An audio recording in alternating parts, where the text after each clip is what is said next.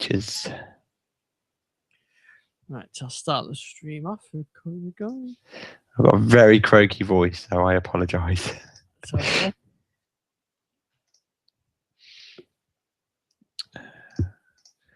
OneDrive, pictures.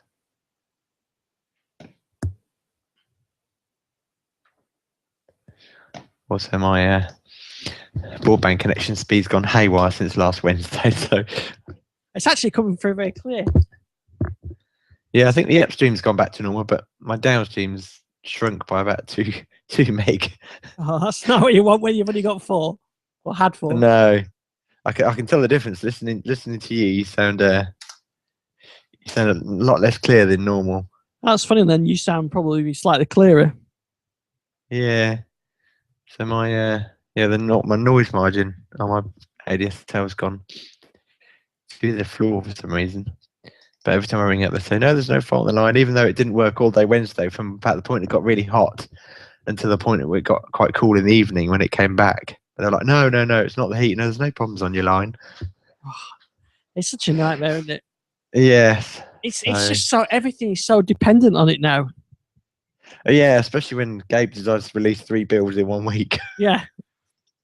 Right. Well, that's something we can talk about. So let's start everything off. So it's Jason. It's just us tonight. It is. Yeah. What have you done with Gary? He's off gallivanting. In fact, I think he's trying to edit my work. So trying to more change to the book, I believe. Yeah, that's right. So yeah, lots of name changes of apps and things like that, which we can be talking about tonight. So we can talk about Microsoft rebranding things. We'll be talking builds of Windows 10, more than one builds of Windows 10, new slow ring builds, and lots of stuff to talk about today. And we've got emailing as well. So Windows 10 related email as well. So yeah, lots of things to talk about. So as we recorded last week, they released a new build last Tuesday evening. They released a new build. Just as we were recording, which we were surprised of having no build for 4 weeks. Then we got a build. We got 2 builds, or 1 build Monday night, and then we were talking about that, and they released another build. Yes, as we like to say in England, they're like buses. You wait ages for and none come at all, and then suddenly they all come together. Yeah. So we got the build Monday night, which we talked about, and then we were talking about. We were kind of. You said there's a new build. Well, really? Yes. And yeah, they're right. There was a new build. So that was, let's see, let's go back. So that was 10159, I think, wasn't it? 10158 on Monday. That's correct. And 59 on Tuesday. Yes. So, and then there was another build, but we'll talk about that shortly after. So what was the build what was the difference between 105.8 and 105.9 that we there was according to the blog post there were over 300 fixes, plus one surprise, which turned out to be the new hero wallpaper on the lock screen, which on mine, I don't know on yours, but on mine it looked almost like a bit low res. It didn't quite look as crystal clear as I would have quite liked, but it certainly makes the unlock screen a lot more dramatic than it used to be. Yeah, and now we know why the lock screen never really worked properly, because it was an old version of it, and they just included the new version in that 10159. Yes, build. yeah. And interesting enough, I kind of found that the lock screen a bit buggy in 10159, almost not so much the actual interaction of the lock screen, but actually getting the PC to automatically go to the lock screen. Like quite often I'd leave my Surface Pro 3 after it had updated for 2-3 hours and then go back to it, and it would literally just go straight to the desktop instead of going to the lock screen. But I'm just going to go on mute because I'm going to cough, so I'm going to just pick up this horrible throat and chest infection from my youngest son, which is very kind of him. Very kind, yeah. Don't worry about. So if I keep going silent because I'm coughing. Well, don't worry about that, because I can. I'll do that in the edit, so don't worry too much. So I like I say, the actual lock screen worked fine, unlocking and locking, but the automated lock just didn't seem, the timeout lock didn't seem to be very accurate. I think that still exists, because I noticed that on on my own Core 8, it doesn't, I may not use it for an hour or something like that, and it just goes straight. You can just turn it straight on without having to enter your PIN. So I've got you. I think that may still be around even on this machine with the later build. Yeah. The one thing I have noticed is my little night symbol has gone off my lock screen. Yes, so is mine. Yeah, and I noticed the lock screen actually, or not the lock screen, the screen prior to that. The what you could have as your image, or prior to the lock screen. I noticed that depending on your region, you can get two different versions of that screen as well. Oh right, yeah. No, I haven't seen that. Yeah. So you've probably just seen the one with a picture with the clock and the date on it, haven't you? Yes. But on Core 8, which I set in US region so I could test out the store, you get that, but you also get sort of interactive elements to it. You can tap, so it says like what you see. You can like it or not a fan, and I think that perhaps is an indication of some of the things coming to the start of the lock screen in future builds. I think they've already talked about that, perhaps highlighting new features and things, weren't they? Yeah, I think Joe Belfiore introduced that, didn't he? Back with, right, it must be January now, wasn't it? Yeah, I think so. Was that a build? I can't remember. It might have been a build actually, in which case that would have been a bit later. But overall, I don't know about you, but I think I tweeted this that I actually found 10159 to be less stable than the 5.8 build. In many ways, quite often I was having to reboot to get the network back, and also just kind of general. It just didn't quite seem as stable, because they said it had like 300 bug fixes. But then, yeah, as you say, on, I think, was it Thursday? Yes, Thursday. Yeah, just as we were Thursday evening. Yeah, and for it, I mean, I actually said to my wife, because we had some problems with our broadband and the speed had been cut. We normally get 3.5, 4 if we're lucky. But after the heat on Wednesday, my broadband got cut to 2 megabit, which is, tiny compared to what you guys are on. And I actually made the comment to my wife in the kitchen. I went, "Oh, it's a good job I got those 2 builds downloaded before our broadband speed got cut." And then, sorry, excuse me. And then, lo and behold, Gable announces that, guess what? We've got another build for you. And of course, my Surface Pro 3, which was on, just started downloading it, and that was it. The streaming TV in the house just stopped completely. Yeah. So I was not popular that night. Yeah, that's the thing I noticed about. I think I'm not sure I talked about this last week, but when you do go to do the downloads, the Microsoft site do have plenty of bandwidth, and it will use up all available bandwidth. There doesn't seem to be any throttling on the download. I was watching it on one of the connections, and it just uses all available bandwidth. In fact, I downloaded an ISO. I think it was just to test something, and it was about 10-15 minutes so just to download the 4 gig ISO. So it was really pushing the limits of the bandwidth. So I guess my own bandwidth as well. So Microsoft got plenty of beefy Surface. I guess when the day they roll it out or whatever, it might be a bit slower, but yeah, it certainly uses all your bandwidth up when you get that update. Yeah, no, it did. And one thing I can't say I've noticed, I mean, obviously I'm not aware of any way to monitor this, but I don't feel like the kind of peer-to-peer download of updates is really working yet. So obviously I've got my Surface Pro 3, I've got a desktop and a laptop all updating on the fast ring, and I feel like each of them has to download the update themselves off the internet, particularly with us, with such a slow broadband connection. It would be really nice if we could just put it across the network. Yeah, definitely. And I think that's probably where you'd want, if you can't do that, you want to do it via an ISO. Yeah. So 10162 got released on Thursday, and I have to say, to me, that this has been the most stable build so far.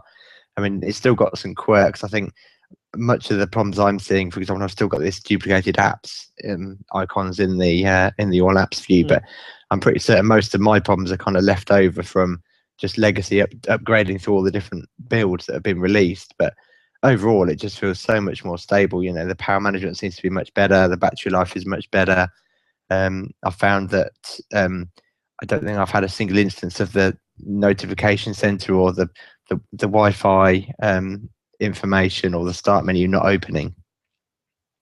Yes, definitely. I've found this much better. I think I've only had a couple of occasions where I've got that thing where you're saying critical error, you've got to sign out and sign back in. I think I've seen that once or twice, where I used to see that quite often. And also, interesting enough, I've noticed Gabe has said this to a couple of people on Twitter. I think I've commented quite a few times recently how I'm frustrated that my Surface Pro 3 has only got three medium tiles wide in each column, whereas on my desktop and on the laptop that they've got four. So you can have two wide tiles next to each other. And he's actually said that they've now changed. The standard is now three what they call their medium tiles, like the three medium tiles wide is now the standard. And the only reason why you'd be able to fit two wide tiles next to each other in a column is if it's legacy left over from upgrading build to build. So it does show that kind of code is getting left over when you're upgrading from one build to another, even though the way that, since Vista days, the way that Windows installs is by it copies a clean Windows image and then reinstalls all your applications and settings and data. But clearly some things are getting left over. So he basically says if you do a clean install, you will go back to the three medium tiles. Yes, I noticed. I think that at some point I went and did a PC refresh, and I think that changed. That went from it being kind of a mess on my start screen in tablet mode to going to being quite sort of normal looking. And I think that's it. That's that PC refresh sort of put it back to the standard. Yeah, so that's only what I think I said before. That's only what I'm planning to do with my Surface Pro 3. That once we get the RTM build, I think I'll do a system refresh just to clean everything out. Yeah, that's one reason why I haven't done the upgrade on my Surface Pro 3 is I'm going to wait for the RTM and just go with that. So that's a sort of a one-off upgrade. Whereas these tablets, I've refreshed these and gone back to Windows 8.1 and all sorts on these, but it doesn't matter because I've nothing there critical. But on my Surface Pro 3, I've got things I don't want to wipe. So that's why I'll do that as a one-off. Yeah. I don't know if you've noticed as well, but I'm not seeing my start menu sync across devices like it used to with Windows 8.1, and I wonder if that's something that I've decided to do away with in terms of different resolution devices. You probably want a slightly different start menu layout. Yes, I think you're right, because there is in sync settings. There's what you've got settings for theme, web browser, password, language, ease of use, and other Windows settings, but there isn't. Yeah, it doesn't seem to sync like you said, the start screen, which I think didn't work that well anyway before, because you like you said, I've got a Surface Pro 3 here with its really nice screen, and I used it mainly in landscape mode, and then I've got this 7-inch tablet here, which I always use in portrait mode with a much different screen resolution, and doesn't really make sense to have those synced up. I would pin and arrange the things that I want per device.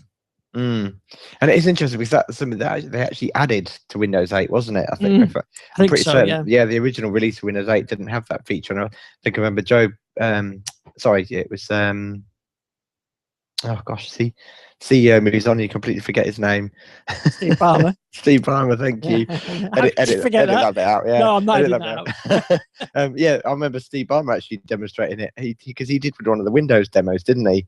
That's right. He had this is my desktop, and this, and I can add this tile here, and it appears over here, and I can change my start menu wallpaper, and it changes over here, and so it's interesting how they've kind of taken a step back for that, because it was a feature I remember quite a few people asking for. So, but yeah, I do feel that different resolutions call for different layout. It's like with your phone, you wouldn't have the same tile layout that you'd have on a 24-inch screen. So yeah, I think that does kind of make sense. Have you noticed as well that the background? Have you got the hero images, the Windows image as your background?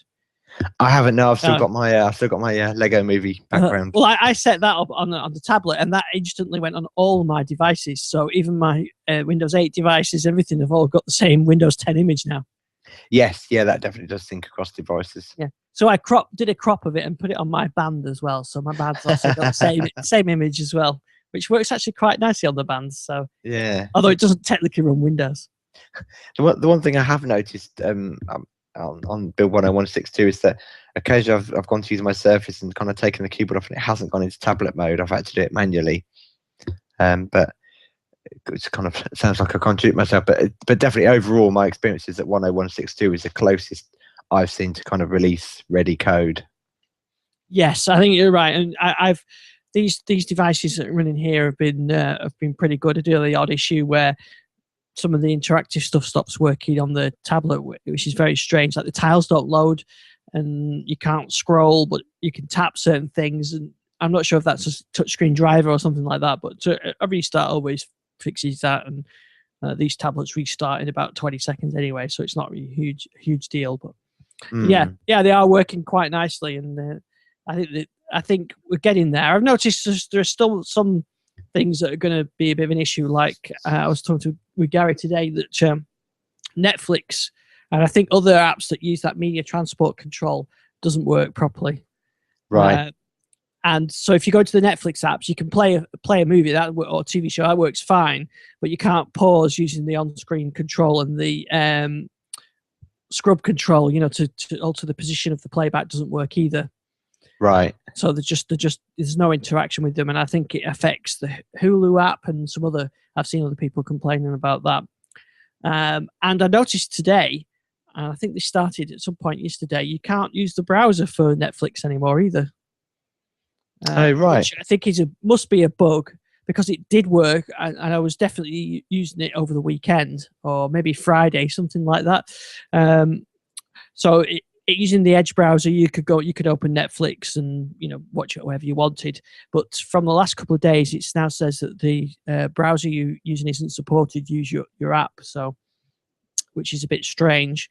Internet Explorer doesn't work either, same error. But if you use Chrome, that works okay. So, because that was the solution to the browser, the transport control's not working. Just use the Edge browser, and to be honest, it worked fine. There was no reason really why there wasn't really huge advantage to use the app. It's a little bit, perhaps maybe it's a bit more stable. I don't know, but but they've got to fix a few little bugs like that. And I think I've seen people complaining about some apps not loading. And once you get into that state where an app won't load, it takes you to the store, and there's a reinstall button, and then it just doesn't work. Yeah, I think I think some of the app migrations during the upgrade haven't been that successful.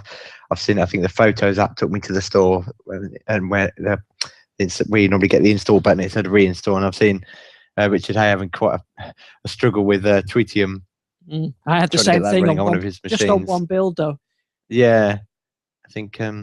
It does seem, to say that while the actual OS itself is quite stable, that there's been some niggles. I mean, interestingly, I noticed on Friday, I think it was just before the long weekend in the States, that they released the ISOs before releasing to the slowing again, just to compensate for the number of people that just couldn't see the new build, which seems to be a problem over the last few builds.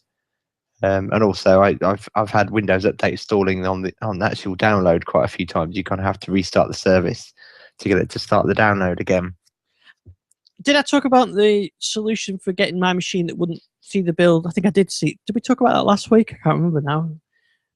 Where it wouldn't show one of the builds up. I think it was the 5.8 build on one of my devices. In fact, 3 out of 4 devices wouldn't see the build.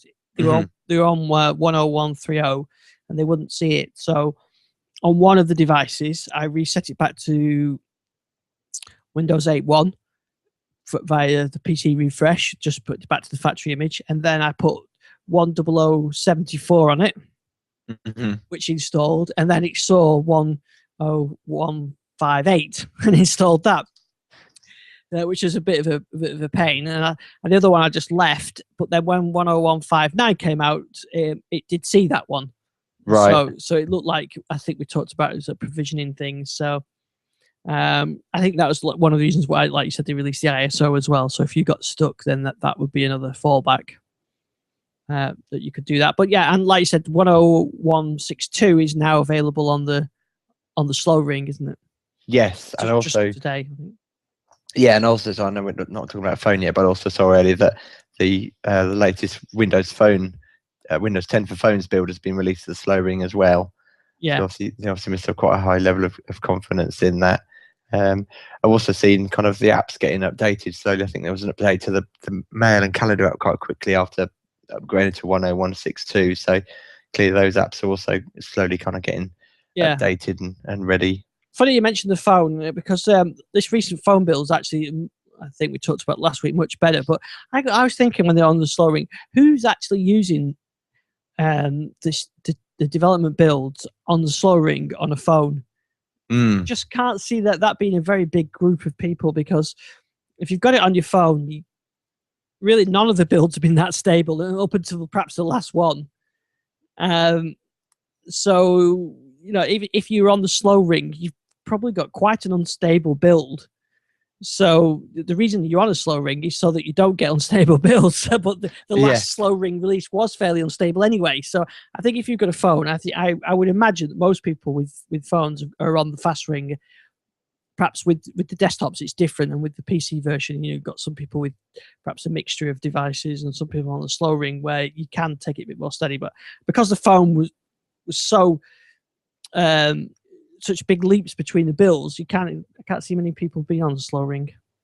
Yeah, and also you can imagine in some ways that the people on the fast ring are probably the people that see the blog post and get all excited about a new build and, you know, instantly go looking for it to download it. But I guess if you've gone down that route of the slow ring, you probably just kind of get surprised. And would those people maybe have seen the warnings about, you know, waiting for the upgrade to finish after the reboot? And, you know, and in many ways, you know, the Windows 10 desktop slow ring has been very different. It's always been, here's the fast ring release, or here's some Windows updates, about 3, 4, maybe 5 patches to fix all the major kind of showstoppers, and then it goes to the slow ring. Whereas obviously Windows 10 mobile doesn't work that way. It doesn't really have a patching mechanism as such, and it's not like they've released that build to the slow ring plus there's going to be then some kind of critical updates to install after it.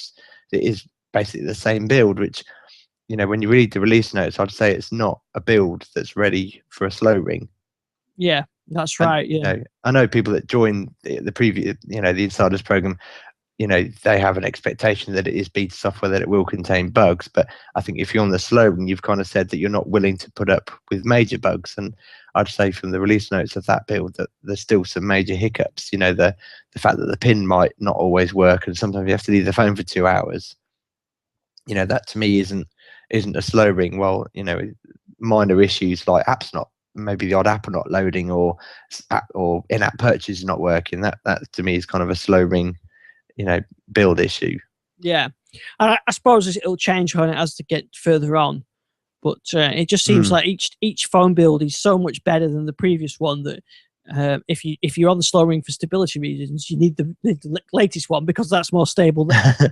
In general, like you said, there's no patching to make an unstable build more stable. You've just got to get the latest build. Yes, yeah. But anyway, the PC one, that does seem the one that was released on Thursday, and it's now on the slow ring. It does seem a very solid release. And I'm quite liking that. But I think we are due another update this week, which related to another story.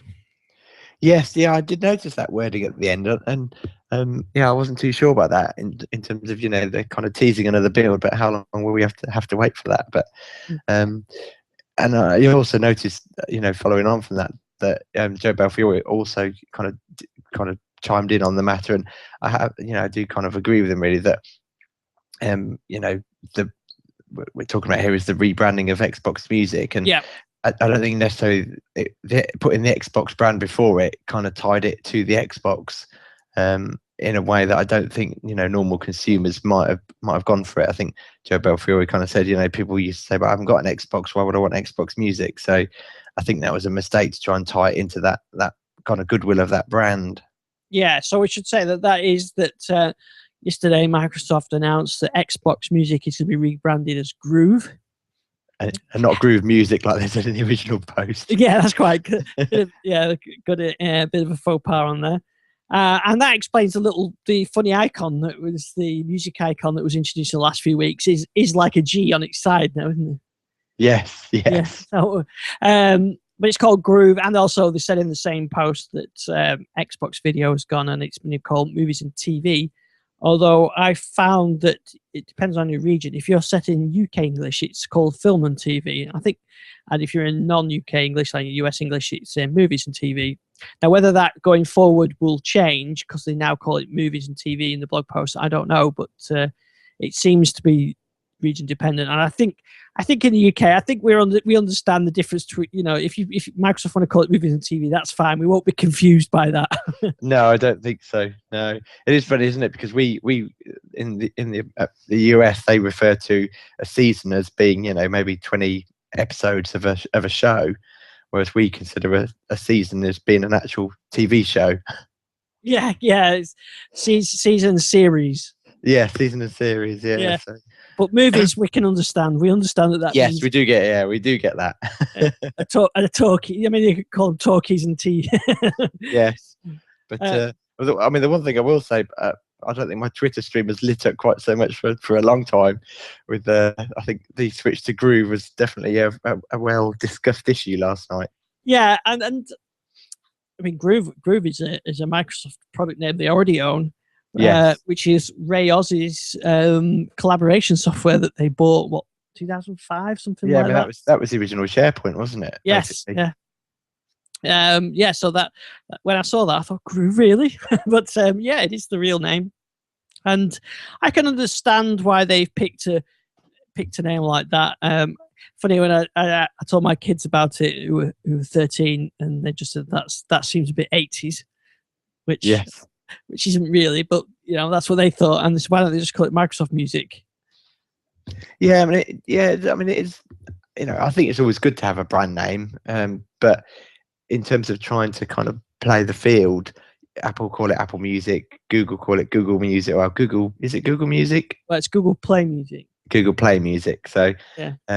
Whereas Groove, does that really describe what it is? I think you've got to make some kind of connection, haven't you? But I mean, at the end of the day, it's a brand is a brand. Soon get used to it. Yeah, and like you say, Groove does have a link to music in general. So yeah, I'm sure Madonna would approve.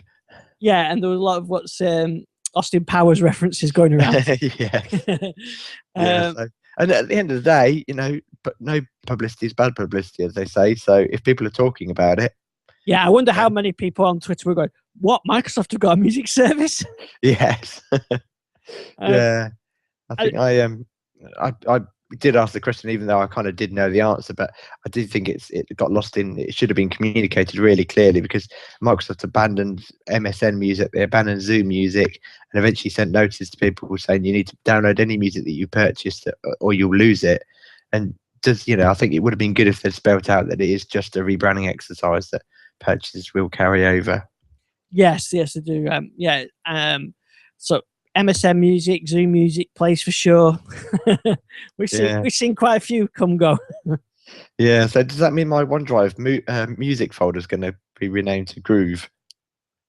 Well, mine's called Music, so.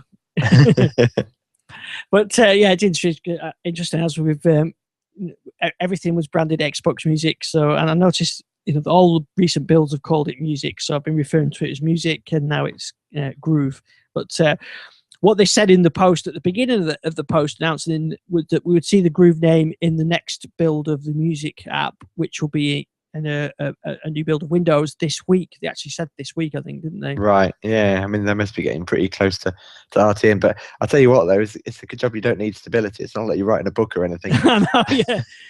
Well, I think I told Gary to do find and replace Xbox Music with Music, and you have to go replace the Groove, but he can't just replace all the words Music with Groove. So he's going to have to go through that and find all those out. And then, of course, I've been referring to everything as film and TV, because my machines are in UK English. Yeah. For an international audience, I think I'm going to have to call it movies and TV. So do you call it favourites or favourites? Yeah, I think I've got that in English as well, as it should be, really. I mean, really, everything should be in English. Yeah. Yes. Josh Pollard may be listening to this now, but everything's English. Every other deviations of that are just wrong. You can call it US English, but it's just misspelled English, isn't it? So. Yes, absolutely. Yeah, I think we both rejoiced when Windows 8 was the first version of Windows that actually had true English customization. Yeah, that's before right. It was always before it was always US English. We finally got our own language pack. Yeah, at long last. But yeah, actually, briefly, while you mentioned Josh Pollard, in case he does listen to the show, definitely wish him all the best. He's taking his family over to China to pick up the little girl that they're adopting. So Oh yes, I yes. hope all goes well with that, and wish him all the best. Yeah, definitely. Good luck with that. Yeah. Also, they talked about last week was how Windows 10 is going to be delivered July 29th, and or not, as the case may be. Yeah, I was backpedaling isn't the word I was going to use, but there is a slight clarification that means things aren't quite what we expected. Yes, I mean we talked at length, didn't we? How people are going to wake up on the 29th of July and their PC will have upgraded, and because that was the expectation that had been given out. But I certainly think the way they're going to do it is the right way to do it, which is essentially that people won't get it on the 29th. The Windows insiders will get the final build on the 29th. They'll then watch the telemetry and feedback from those builds, and kind of patch and fix things as appropriate. And when they feel it's at a consumer level, they'll start rolling it out to the people slowly at first, a bit like the old Mango update for Windows phones. It would be, it'll be a slow rollout at first, and then as telemetry feeds back and they gain confidence in the build, then it will, roll out to a wider audience, potentially kind of slowly accelerating that rollout. But it does kind of give a hint that they're not expecting it to be consumer ready on the 29th. Yeah, which is what we were kind of saying earlier on, wasn't it? That really it's never going to be ready as such. It's just going to be a stake in the ground to say, okay, this is what we'll put out, and then we'll just start patching it. So, yeah, but we were expecting, I think like you, I was expecting to on the 29th to come down to my machine saying you've got Windows 10 is ready to install, and then you'd have to actually click to confirm it. But that isn't going to be what they're doing. No, I mean, I must admit, in the back of my mind, the schedule I expect them to work to would be potentially to maybe, I think I said the 1st of July before, but kind of look to RTM on the 1st or the 8th, maybe release it to insiders on the 15th, giving them 2 weeks, feedback and telemetry to be able to have patches, maybe ready for the 29th.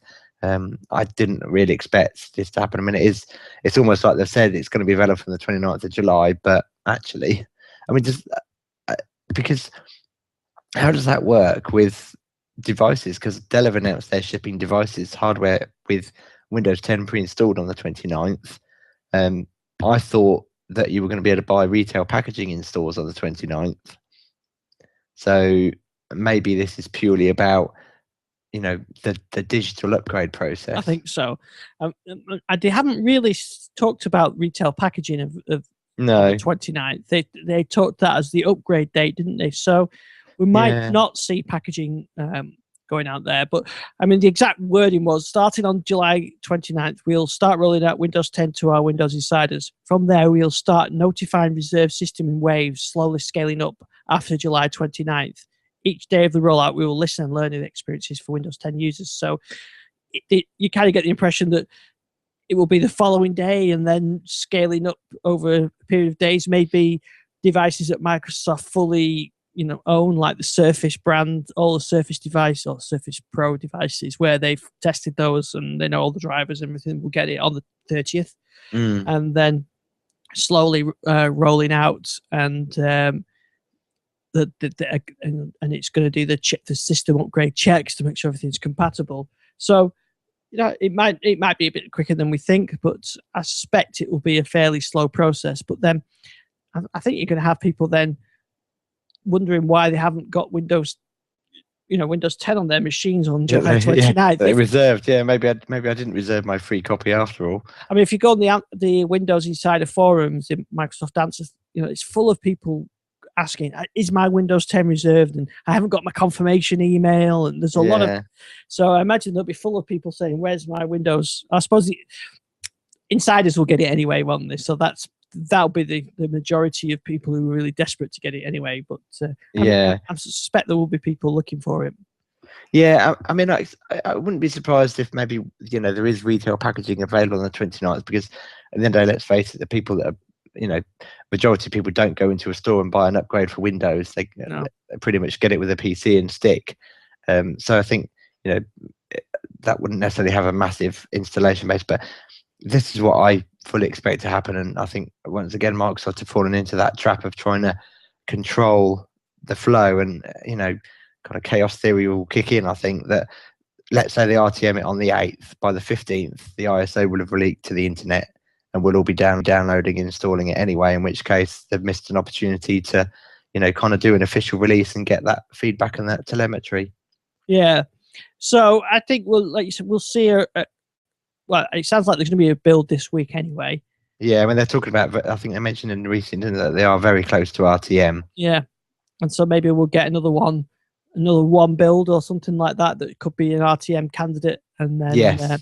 And then we'll get the final version on the 29th, and then shortly after it will start going out to others. I mean, they did say that volume license customers will get the enterprise version on August 1st. So it looks like they are pushing ahead with it. So yeah, maybe we'll start to see them in sort of into August. The upgrades coming down the line, and I've got my Surface Pro 3 reserved ready. But I'll let that do through the automated process, and the other devices I'll install it through the insider build. So yeah. We'll see. They also said as well there's going to be a sticker upgrade program, isn't there, where it's got a sticker to say it's ready for Windows 10. I guess they must have had to send that sticker out some time ago, wouldn't it? So if you go into a store now, then it should already be already be on that sticker. Yeah, and I think at the end of the day, a slow rollout outside of the insiders program, so the general consumer rollout is the right thing to do. I mean, we talked about the potential storm and a teacup, come 29th, when everyone wakes up and their PCs are upgraded and it's not working properly. So it is the right approach. It's just a shame they didn't communicate it originally. Yeah, and John in the chat room is saying, good evening, John. He's saying that he heard there'll be a USB thumb drive version of Windows 10, not just DVDs. Which that's possible, yeah. Yeah, I mean, I think that makes sense, doesn't it? I mean, blimey, and the ISO are well above 4 gig now. So I think for the 64-bit version, that's starting to get to the limit of DVDs, isn't it? So yeah. I think it makes sense. And also the fact that so many machines these days don't have DVD drives, and actually the installation experience from Flash is so much quicker than a DVD, that it makes sense to do that. Yeah. Absolutely.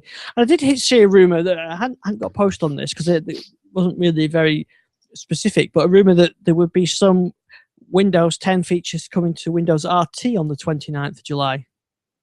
Yeah, again, they've been very quiet on this. I mean, they do kind of keep subtly mention it, and they mentioned it back at Build, I think it was. But in terms of what we're going to get, what the changes might be, they've kept very, very quiet. There's no opt-in program to it because, you might not want it. So yeah, it's going to be interesting to see what we actually do get. I hope more than anything there's maybe support for the Universal App platform, so that we can continue to get apps updated. But I don't have my Lumia 2520 anymore, but we've still got the Surface 2, so I should get first-hand experience on what that update actually brings. It would be nice to get something like the Edge browser, wouldn't it? I just can't see that happening, but yeah, I mean, it's going to be interesting because at the end of the day, Windows 10 Mobile is built to run on ARM chips. Yeah. It seems a bit odd that we're not going to get a Windows 10 Mobile experience. That would be the most logical upgrade path. But yeah, it's very odd. Yeah, and we're still yet to see what the UI will look like on a 7-inch tablet. I mean, we know. I saw someone on Twitter today saying that 7-inch tablets will get the mobile build as an upgrade, but I think that's probably not right. I think what Joe Belfiore said was that existing 7-inch tablets would get the standard PC build, and then new ones going forward would get the mobile build. So, but they've not even not talked about that. And what surprised me actually is the lack of talk of hardware. I mean, I would have thought that by now I would be able to go onto HP's site and order or Toshiba's site and order an 8-inch tablet with Windows 10. Pre-order it so it's ready for July 29th. Yeah. Or a laptop or any, if you go on the Microsoft store, you can't purchase anything or pre-order anything with Windows 10 on it. There's nothing. There's nothing available. which is, I'm surprised really, because one of the things I thought might do is might see what a pristine sort of Windows, a brand new build of Windows 10 on new hardware and what it looks like, and it might have the Windows Hello functionality support. So, but I know you mentioned Dell, but there's not a lot of talk about it, and we're not talking a long time off. So I'm surprised there isn't something available in the stores to pre-order and get delivered. It seems to be the 29th is very much about upgrades, and initially just thought it was upgrades for Windows, but it seems to be upgrades for the insiders, and then a phased approach. It's just the lack of new hardware announcements is surprising. Whether we're going to get a big bang on July 29th and a blog post from Microsoft with, this is available to order now, that kind of thing, I don't know.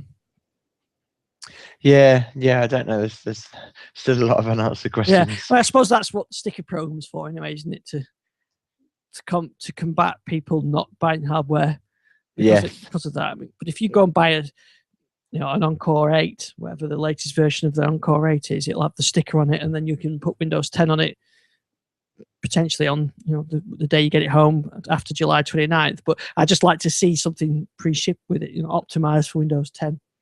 Yes, yeah, definitely. Yeah, but we'll see. It's getting closer. It certainly is. I mean, what are we? 4 weeks away now? I think. Yeah. 4 weeks tomorrow. But it was impressive to see all those new builds last week. Sorry, 3 weeks tomorrow. Sorry. Yeah, 3 weeks. Yeah. Yes, it was. I mean, we certainly complaining. I was, one of those people complaining that there were, over a month when they were so close to RTM was getting a bit ridiculous, especially since in January they promised things would be speeding up. But yes, they certainly delivered last week. I just hope that wasn't a way of saying, well, there you go. You see, you've had all your builds now. We're going to take a couple of weeks break. Yeah, maybe. I also saw that they announced that there'd be a Minecraft for Windows 10 out on July 29th. Yes, but not any real information whether or not that was a store app, which I think it is a store app. Yeah, that was my impression, but it wasn't very clear, or whether or not it was just going to be a version for Windows 10. But I think somewhere in one of the posts it said available in the Windows Store. Right, I got you. Although they are making desktop applications, aren't they? That's true. Yep. So yeah, I think you're right. I think it probably is an a store app. I know when I mentioned it to my kids, they were very excited. Yeah, I told my kids, and they kind of just went, and they're kind of like they're over that, and they're playing Sims 4 or something now. So but yeah, I thought it was quite interesting, especially if you've already paid for the. I think if you've already paid for the full version, you get it free, don't you? Yes. Yeah. If you already purchased it, which I guess that we somehow linked to an account somewhere. Yeah, it'd be your Mojang account. Yeah, which I guess eventually become a Microsoft account. Yeah, yes, I suppose it will. Yeah, it's funny how they're using that, isn't it, to essentially to sell Windows copies, Windows upgrades. Yes. Yeah. Actually, that reminds me. Actually, you taking advantage of the last day to use the modern Skype app? I'm actually really sad to see that go. I installed the desktop version of Skype on my Encore, and it just doesn't fit in right with the rest of Windows 10. No. It's the fact you can't do lock screen notifications or push notifications or live tiles. It does seem an odd step backwards. In fact, we were working on some editing stuff with Gary today, and he's been Skyping me all day, and none of the messages came through at all. And I've got 2 desktops that I've been working on today all day. My phone, 2 phones actually, because I've got the Windows 10 test one, and 2 tablets, and the Skype message didn't come through on any of them. No. So I got no notifications at all. And then when I rebooted my phone because it wouldn't play the podcast on the way home, all the Skype messages came through. But yeah, so and this Encore has been on, and just because I think it must have just been minimized, it's in tablet mode. It doesn't even get to be minimized. It's just behind. So it's a very strange. The way that Skype is kind of like it's full screen all the time, and you can't close it. So if I click on the cross, it just goes back to the start menu. But then if you go to the task switcher, Skype's sort of still lurking around. It's still there in full screen. Yes. Without the message that Gary sent me. In fact, it's Yeah. So Skype's a bit of a mess, really. I think now without the modern app. I like the modern app version of it, but I suppose we'll just have to wait for these new apps now. Yes, yeah, which should hopefully come along soon. It will be interesting to see how quickly we get a kind of big insider preview after RTM. I expect it to be maybe after the mobile release is finalised. Yeah, but I'd like to have that because I don't like this. It's fine now we're using the Skype on this recording machine, but on my Encore 8, it doesn't look right. The notifications, when people sign into Skype and all that, just doesn't look right compared to the rest of Windows 10. Yeah, and presumably they don't go into the notifications window. Oh, they don't know. So yeah, yes, it is an odd direction to go. I do kind of understand the underlying reasons behind it, but it does seem odd at a point where they're trying to get people to write these universal apps. And I think it's again a shame that they couldn't just keep it going and say, look, we're gonna shutter this thing, but we're gonna do it when we've got the update to Windows 10 available. Yeah, that's right. Yeah, just leave it till the new parts are out. Yeah. What was the reason for killing it? Yeah, I mean, so early. The only thing I can think of is it's to do with the new direction in terms of those splitting out into different Windows 10 apps for voice and video messaging, and maybe it meant some underlying architectural changes need to be put in place. I don't know, but yeah, it's a shame. But on RT you can carry on using it, can't you? Yes, very true. Yeah, I don't get it. That's because no one's got RT. Yeah, because no one would notice. No, exactly. No, I'm going to be charging my machine up ready to see what the changes come through. Yeah. So what else? Oh yeah. Good news. If you're looking for a Surface 3 with 4G, did you see that Microsoft are now selling the 4G equipped Surface 3 now? Yes, I did see that, and it's funny when the original Surface RT and Surface 2 came out, and everyone was saying, "Oh, I wish this thing had 3G or LTE," and I kind of didn't get it because I thought, well, you just tether it to your phone. But I have to say, having the Lumia 2520 with the LTE 4G antenna built in, I used it loads. It's kind of the convenience, isn't it? I know the downside is you need another data plan, but you can get pay as you go SIM cards that you just top up as and when you need them. But it was just so convenient. I know it's a first world problem, or it's a real hassle tethering to a phone, but you do have to go into the phone and switch on Wi-Fi tethering. And at the time I was having problems with my 930 with the wireless tethering crashing and having to restart the phone all the time. So for me, actually having it just built into the tablet was a godsend. Of course, along with it comes I should tread carefully. I don't know if the Surface 3 with 4G includes this, but certainly the Nokia did. It include a GPS radio built into it and things like that. So you could use it for mapping and pinpointing where you are instead of relying on kind of wireless location, which I know works quite well, but it's still a bigger radius than a mobile mast. Yeah. I think it's quite a nice addition. It's funny how they're talking about the business market, aren't they? Really, the way that they're selling this, and the blog post was written. It wasn't really aimed at consumers. Yeah, definitely. It was. I mean, it's definitely that business. I still wish that they would include it on the higher end. Maybe the Core i7 Surface Pro 3s. On the top of the line models. Because I think there is a market. They seem to insist there isn't, but it does seem to be a market. And I don't think we talked about this, did we? But they introduced a new Core i5 Surface Pro 3, didn't they? At the kind of Core i3, at the top end of the Core i3 pricing lineup. So whether or not the Core i3s aren't selling particularly well and that people want a bit of a lower price Core i5, I don't know. But it certainly seemed a sensible model to kind of slip in because it's got lower storage, hasn't it, to kind of bring the costing down. Yeah, I think it was the storage of the smaller of the i3s that put me off in the end, though. I prefer the. I'm worried that I'll fill that space, and I'm glad I did go for the extra space. Yeah. But yeah, it's good to see. It probably indicates that there's not going to be a new Surface Pro 4 out at any time now if they're making additions to the Pro 3 range. I don't know. I have a feeling there will be because I think I've said. It's just going back a while now that I really love my Surface Pro 3 and I couldn't imagine any reason why I'd be why I'd have any desire to get the next model, maybe the one after that. But I think actually what would be the major draw for the Surface Pro 4 would be the Windows Hello. Yeah. If the camera supported that. So maybe there'll be a hardware revision. So it'll be a Surface Pro 3 hardware revision as opposed to a completely new line. But I still do think there might be a Surface Pro 4 or a Surface Pro 3.5 that includes support for Windows Hello, and maybe some of the technologies built into Windows 10 that need new hardware to work. Yeah, maybe. There were a couple of other things updated. Now, none of us are golfers, but maybe some. I think Mary Jo Foley was talking about taking up golf, wasn't she, to make use of the new facilities?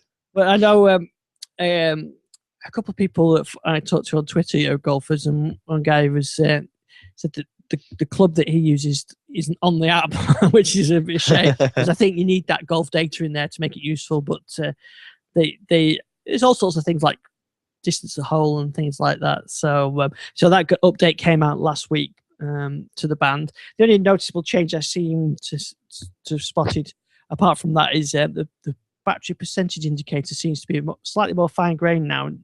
It doesn't jump from 80 to 100 as often. It seems to have a 90 stage now, and I've seen 85 as well a couple of times. So, yeah, a couple of minor changes to that. Oh, I did say we'd read out our email as well, didn't I? So let me read that out now before we run out of time. So this is from Jeff, talking about Windows 10, and he's got some questions. And he says, number one, if you have a laptop or desktop purchased from HP, Dell, Lenovo, etc., will the Windows 10 automatic install wipe all the manufacturer bloat, leaving just a clean Windows 10 install without excessive bloat? So that's his first question. He's got 3 questions. So we'll answer that one first. So in my opinion, I think it'll do an upgrade, in-place upgrade, and leave everything as it was. Yeah, I think. Sorry, excuse me. The only thing you could do is during the upgrade process, if it follows a similar, step by step as the insider program updates have, is you could potentially choose to keep only your data, which would then wipe out all desktop apps. But obviously, the pain there is that you would potentially lose any kind of software or drivers that kind of optimize the experience. But that could be one option. Definitely. You do get the option with the upgrades, don't you? Yeah, so that would be one thing to do, but obviously that would be quite a high risk in terms of you might lose something quite important. But those utilities are normally re-downloadable from the OEM's website, so you could go that route. But no, if a standard upgrade, it will. One of the things they work out most, isn't it, that it migrates all existing applications and settings. Yeah, and of course, what you could do the upgrade if it's all okay, fine. If it's not, you do want to get rid of it, you could do a PC refresh. Yes. Which would just put Windows 10 back on it. Yes. Yeah. And if you really don't like it, then I guess you could go back to the factory image of Windows 8.1 and apply Windows 10 again. Yes. Which is what I've done on one of these devices by accident. But yes. So his second question was, which antivirus program do you recommend running with Windows 10? He says at one time you were a fan of Windows Security Essentials for Windows 7. I must admit, that's what I'm still using. I'm just using the inbuilt Windows Defender. Yeah, me too. Yeah. For corporates, it's different, I think, where you've got managed policies and central distribution and that kind of thing. But I think for standalone PCs, the Windows app is fine. Yeah, I think I've had some problems helping out friends with their PCs that they'd just got Windows Defender on, and it had allowed them to install some, not necessarily particularly malware, but it wasn't particularly great at picking up kind of the pop-up blockers and the software that takes over your homepage. And so I think, well, as far as I'm concerned, I think that the Microsoft Antivirus product is more than adequate. I think that if you're really concerned, I think you might be better off going with a commercial product. But the reason why I dislike them so much is that these days they just install so much bloat and extra features, and they're trying to make their business grow beyond that of just antivirus. So I've found them a bit overwhelming. So one thing I will say about Windows Defender is it's got such a small memory footprint. Yeah, I'm not a big fan of McAfee and all these kind of things where they install loads of things and half your stuff doesn't work and you've got to fiddle around with it. And I mean, I used to be a big proponent of the AVG free software.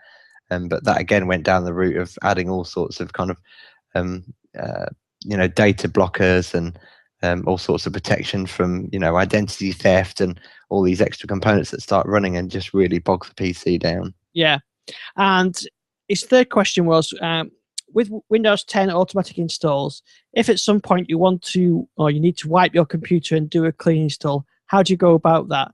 No Windows 10 disk, and your recovery partition will obviously have a different operating system on it.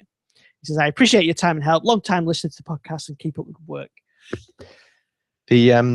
It's still a bit up in the air, isn't it? But I think the general consensus on Twitter, and I don't know what you think, Ian, but that once you've done a Windows 10 upgrade, that hardware key will be stored somewhere on the activation servers linked to your Microsoft account.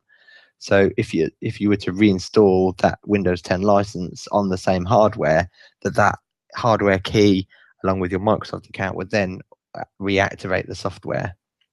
Yes, and I think the other thing is if you decide you do need to do a clean install, you could use the PC reset features, couldn't you? Yes, yeah.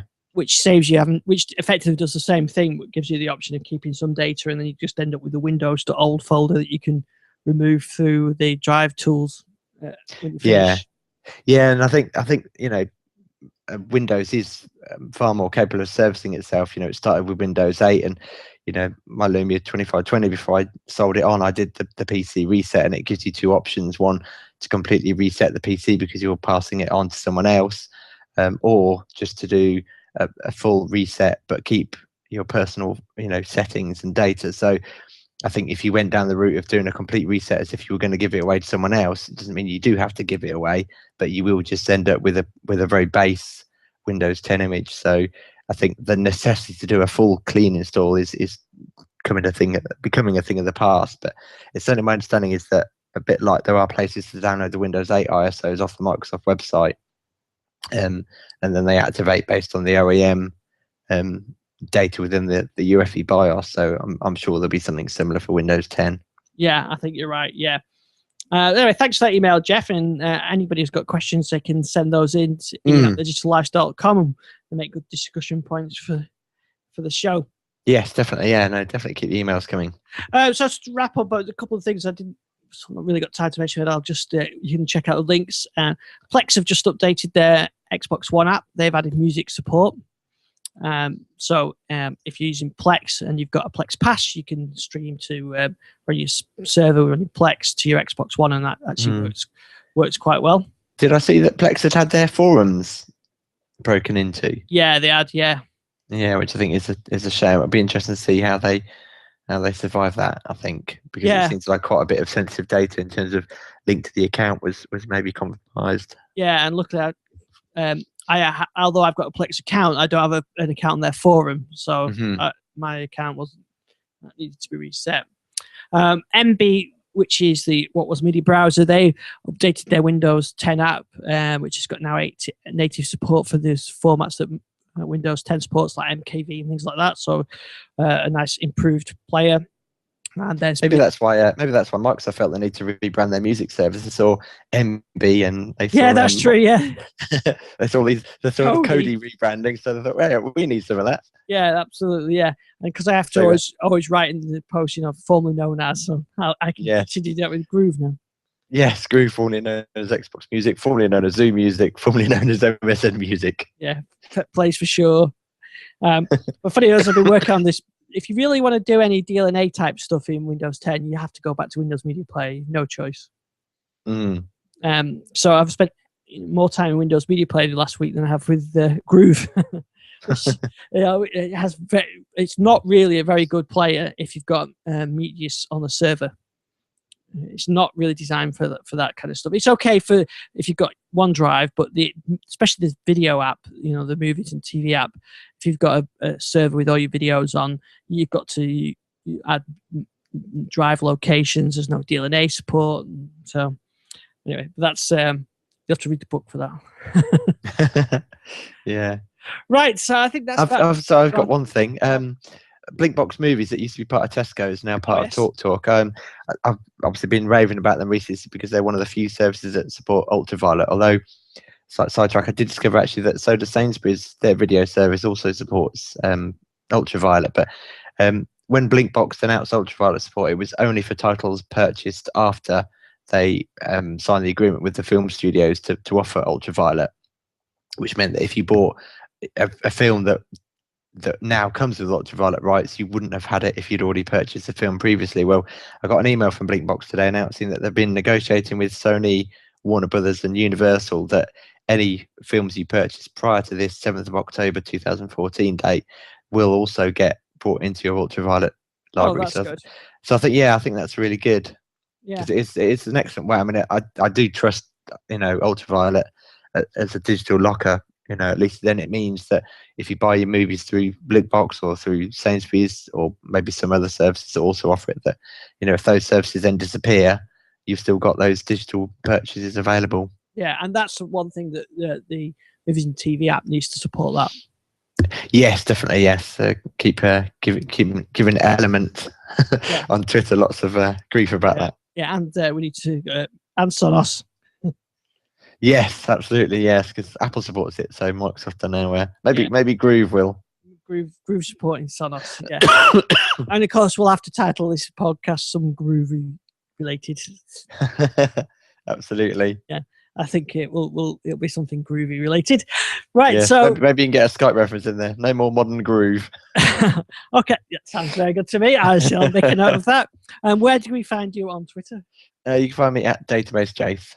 And Gary's at Gary WMA RR, and I don't know. We'll let him out of the dungeon from editing some of my stuff later, so he can come back onto the show next week. So we'll be back next week, hopefully with a new build. Yes, that would be very nice. Yeah, and maybe we'll have our groove. See you next week. Cheerio, bye.